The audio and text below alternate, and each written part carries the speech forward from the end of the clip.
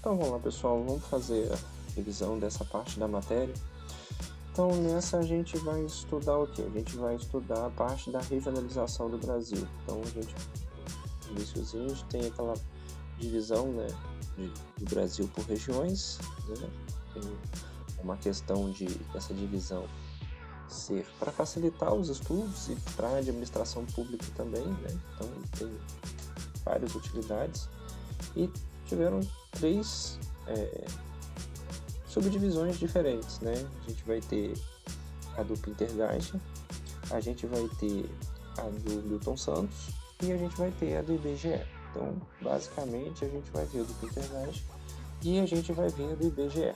São os que vão ser cobrados mais na atividade, ok? Então, vamos lá.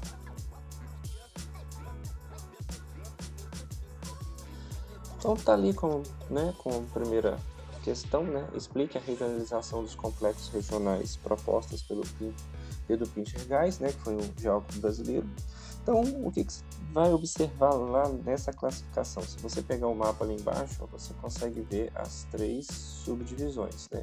Então, o que está em verdinho ali é o complexo regional da Amazonas, o que está em vermelhinho é o complexo regional do Nordeste e o que está em laranja, cor de barro ali, né, ocre, é um complexo regional Centro-Sul.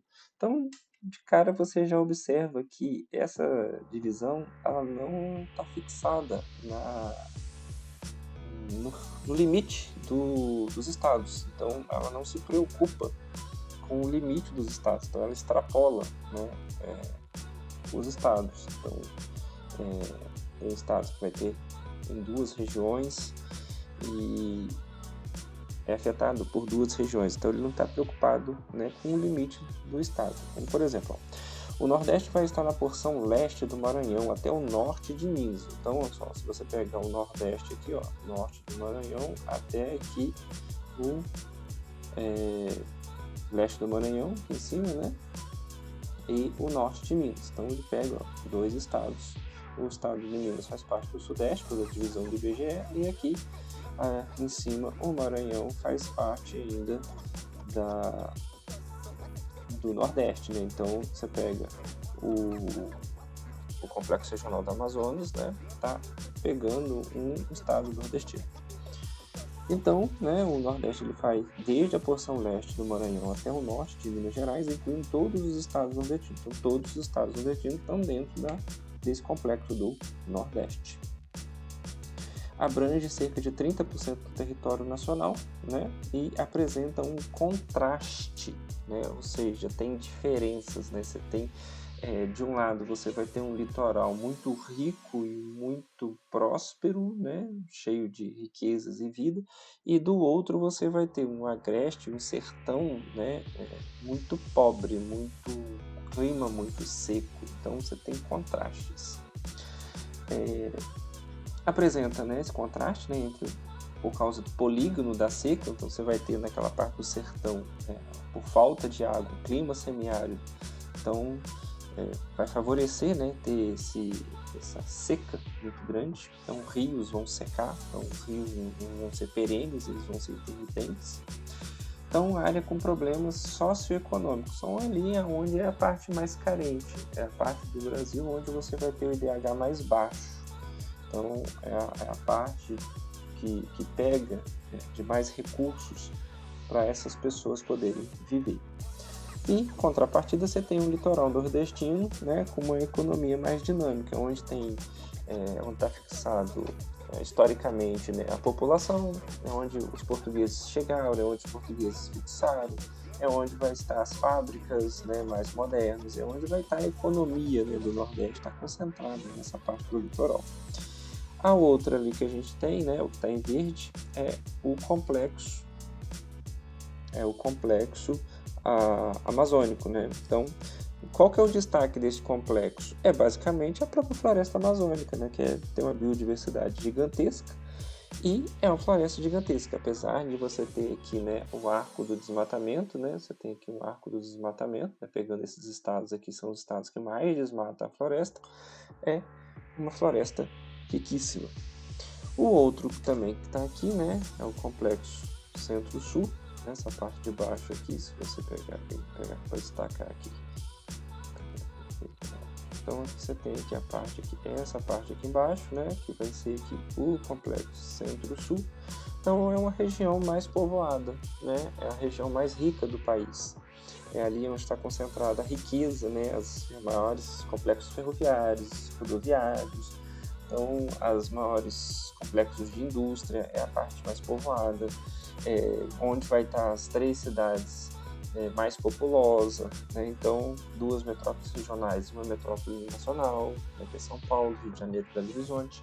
Então vai juntar, né, toda essa riqueza do Brasil. Então é a região mais povoada, mais urbanizada, mais industrializada, é a região que vai atrair maior remessa de imigrantes, tanto imigrantes externos quanto imigrantes, né, vindo do próprio, né, de outras regiões do Brasil. Então, a gente vai ter um destaque agora de novo no mapa, né, esse senhorzinho aí, ó, é o geógrafo, né, o Pedro Pinchers Geisel. Aqui você consegue destacar melhor, né, essa parte aqui da floresta, né, da Amazonas, né, o complexo amazônico. O de cá vai ser o do Nordeste.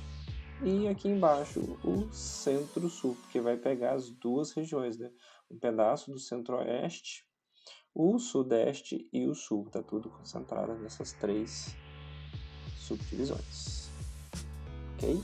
Então a próxima subdivisão que a gente vai ver vai ser a subdivisão do IBGE, né, que divide o nosso Brasil em 5 regiões. A gente vai pegar, né, a parte do Nordeste, né, que vai cair no teste. As outras regiões a gente vai ver depois. Então, basicamente, é dividir em 5, né, Norte, Nordeste, Sudeste, Sul e Centro-Oeste. Então, essa regionalização do IBGE, que é o Instituto Brasileiro de Geografia e Estatística, né, ele vai agrupar os estados e municípios do Brasil em regiões para facilitar, né, tanto para facilitar a análise e a divulgação de dados estatísticos, para promover, né, a melhor compreensão da organização territorial do país. Então, vai ficar mais fácil entender as dinâmicas, é onde o poder público vai entender em qual região ele precisa abrir uma escola, em qual região ele precisa ter uma construção de hospital, de presídio, esse tipo de coisa. Então, de uma creche. Então, os dados do IBGE, eles auxiliam. Por isso que de 4 em 4 anos o Estado paga, né, monta uma equipe para poder fazer, né, esse estudo, né, para coletar todos esses dados. Então, além de promover, né, uma melhor compreensão da organização territorial do país, vai auxiliar na formação de políticas públicas, vai em investimentos, né, e divide o Brasil nessas 5 regiões que eu acabei de falar. Então, uma das regiões que a gente vai estudar agora mais profundamente vai ser o Nordeste. Então, o Nordeste também ele se subdivide, né, em outras regiões, né? Você vai pegar aqui a região meio norte, que é uma área de transição. Outra área de transição é o Agreste. Deixa eu mudar a corzinha aqui para destacar melhor. Outra área que a gente vai ter é o Sertão, que é a maior parte do Nordeste. E por fim a gente vai ter a Zona da Mata. Então essas subdivisões são importantes. Então você, como aluno, tem que ter isso em mente. Você tem que bater o olho e identificar as 4 regiões, né? Indo do norte para o litoral, então você tem o meio norte, o sertão, o agreste e a Zona da Mata. Ok? Isso aqui é um gráfico, não representa basicamente a realidade, porque se você pegar, eu vou mostrar ali mais para frente, a imagem da Mata Atlântica, né, a Mata Atlântica nordestina, quase não tem mais nada. Então você tem só resquícios do que foi um dia a Mata Atlântica. Então, né, qual que é, né, essa regionalização do IBGE, né, do Nordeste? Então você vai ter essa subdivisão, né? O Nordeste ele vai ser dividido entre o meio norte, Zona da Mata, o Agreste e o Sertão. 4 outras subdivisões. Então vamos começar com o meio norte. É uma área de transição, grava isso, transição, isso é importante. O meio norte é uma área de transição. Transição entre quem? Entre a Amazônia, né, o complexo da Amazônia, né, a floresta amazônica úmida, muito chuvosa, uma biodiversidade gigantesca, uma floresta gigantesca, e o semiárido, né, com uma vegetação, um clima mais seco, falta de água, rios que secam, uma vegetação retorcida. Então, você vai ter essa divisão. Então, o semiárido, né, com essa vegetação seca, clima semiárido, aquela vegetação da caatinga, né, que é uma palavra indígena, né, que significa a mata branca, né, porque quando ela está muito seca, ela fica esbranquiçada. Então, caatinga, né, mata branca. Então, você tem esse contraste. Então, o meio norte ele vai mesclar, né, essas duas coisas, né? Não é como um mapa, né? Começa uma coisa e termina outra. Não. A natureza ela vai mesclar. Então, você vai ter essa mescla, uma transição. Não é uma coisa e não é outra. Está naquele meio termo. O próximo que está aí vai ser o próprio agreste, que também, né, uma outra área de transição. Essa transição vai ser entre a zona da mata, né, que é uma área mais úmida, é uma área que tem um clima mais ameno, e o próprio sertão, que tem um clima mais seco, um clima semiárido. Então, novamente, é uma área de transição. O sertão ele tem esse clima semiárido e longos períodos de seca, onde as pessoas que vão estar vivendo lá acabam tendo que, se elas não têm condições de se manter, elas acabam tendo que migrar para outras regiões. Ou ela vai migrar para o litoral nordestino, ou ela vai migrar para o sudeste, onde você vai ter uma forma de conseguir, né, trabalho, renda para manter a família. Uma outra curiosidade também que a área ali que pega o agreste nordestino não existe nenhuma capital dos estados. Então você vai ter ali são algumas cidades grandes, como Campina Grande, por exemplo, mas ela não é uma capital. Uma outra zona das subdivisões do Nordeste é a zona da mata. A zona da mata, né, você vai ter ali um clima mais úmido, vindo também dessa umidade do litoral. Então você tem chuvas intensas, né? Você vai ter uma área com uma diferença pluviométrica maior em relação às outras subdivisões. Então a zona da mata ela tem ainda, né? É a área onde o português vai se fixar, vai cortar ali a madeira para poder construir, para poder levar o pau-brasil, né? Com a tintura para a Europa. Então é onde vai se fixar a grande maioria da população nordestina. Então é onde você vai ter os centros urbanos, né, as cidades em si, é onde você vai ter áreas de cultivo de cana-de-açúcar intensas. Então ali a agricultura está basicamente fixada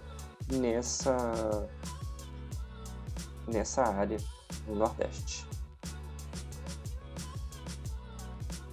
Então, como floresta, né, a Mata Atlântica, né, esse bioma Mata Atlântica, ela é uma floresta tropical, assim como a floresta amazônica. São dois biomas tropicais, né? Então, ele tem algumas características que a gente não pode perder. Está numa zona intertropical, né, está entre os trópicos, né, está entre o Equador e o Trópico de Capricórnio, então está nessa faixa. Você pegar o mapa aqui embaixo, você consegue identificar essa faixa aqui, né? Então você tem essa estrutura aqui, então está nesse intervalo. Então ocorre na zona intertropical, é um bioma com uma biodiversidade do mundo que sofre mais desmatamento, porque é onde está fixado, né, a população. Então essa fixação vai acabar, a floresta acaba sofrendo com isso. Então a mata em si, ela é heterogênea, então você não é uma planta só, você tem várias plantas diferentes. Ela é perene, né? Ela fica verde constantemente o ano todo. Ela é ergófita, né? Porque ela tem muita umidade, é uma floresta úmida, então você tem ali plantas adaptadas a essa umidade. É latifoliada, então as folhas são largas, né? Ela não tem preocupação de perder muita água com o processo da fotossíntese, porque essa água acaba retornando novamente de forma de chuva. Então ela não se preocupa, né, de reter essa água, como por exemplo o sertão, a caatinga, onde as plantas, né, as plantas xerófitas, né, que se adaptou, né, à falta d'água, onde as folhas se retorceram até virar espinhos. Então você tem uma estrutura diferente. E ombrófila, ok? Então a localização, né? Essa parte de zona da Mata Atlântica, ela pega desde aqui o sudeste e sobe até lá o nordeste. Então pega ali a área próxima ao oceano, né?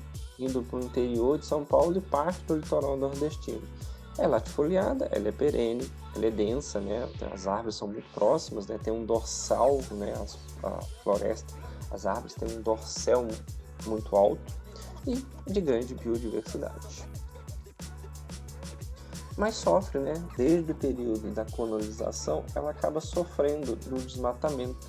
Então, desmatamento para a produção do corte da árvore, para construção com a madeira, para colocar áreas de plantio, para conseguir colocar o gado. Então, cerca de 90% dessa área original já não existe mais. Né? O que resta são fragmentos dificultando a preservação. Então, vocês podem ver, né, por exemplo, nessas imagens, né, você tem bolsões, né, cercadas por áreas de plantio. Então, é uma área onde a ocupação do país está concentrada, a extração do pau-brasil, o cultivo da cana-de-açúcar no Nordeste, o cultivo de café no Sudeste, tudo isso foram causas, né, para esse desmatamento da floresta. Então, se te pergunta, né, cite causas do desmatamento da floresta da Mata Atlântica, você pode colocar a ocupação humana, a área de urbanização, a extração do pau-brasil, o cultivo de cana-de-açúcar, o cultivo do café. Então, tudo são causas que levaram ao corte dessa floresta.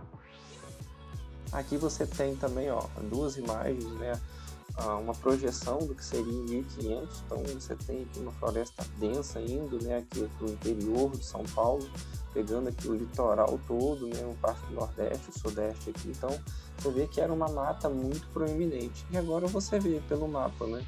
Então você tem resquícios, né, a parte verde aqui, um pouquinho aqui na Bahia, aqui em Minas um pouquinho também, e aqui em São Paulo, indo aqui pro sul aqui.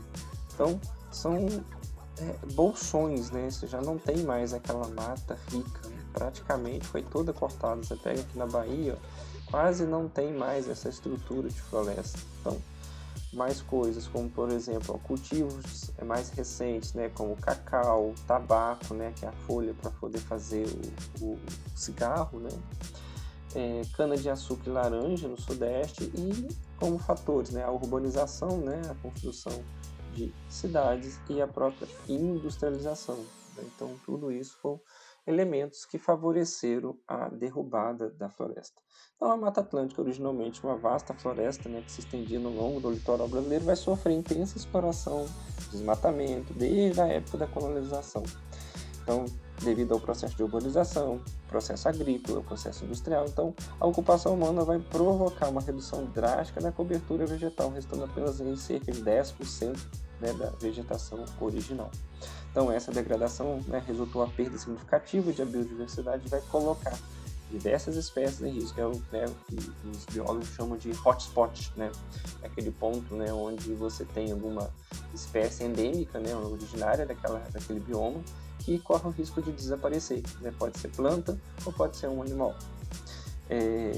Então, além de afetar riscos, né, do ecossistema, essenciais, e com a recuperação do clima, a proteção de recursos hídricos. Então, você tem uma área de nascentes muito grandes. Né? Você tem, como por exemplo, ali na Serra da Canastra, o nascimento do Rio São Francisco, que corre para o Nordeste, um rio importantíssimo. Né?